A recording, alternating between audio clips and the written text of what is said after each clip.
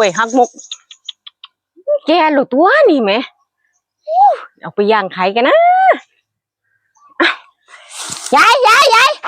ฮะเป็นหยัง เฮ็ดหยังน่ะเอากล้วยเนี่ยเร็วละเห็นบ่กล้วยหักมุกแกหลุดดินี่เอายายสิเอาไปขาย เอาคือสิเอาเป็นหยังยังสิบ่เอาบ่ได้ติเจ้าของเขาโลตี นี่เจ้าของอยู่ติ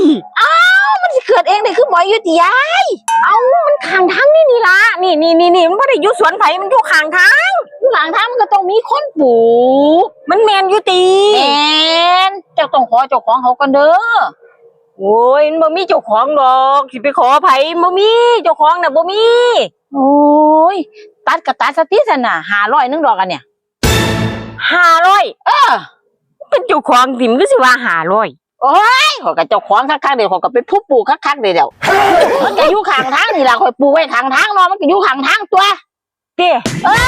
นี่ผู้ปลูกค่ะ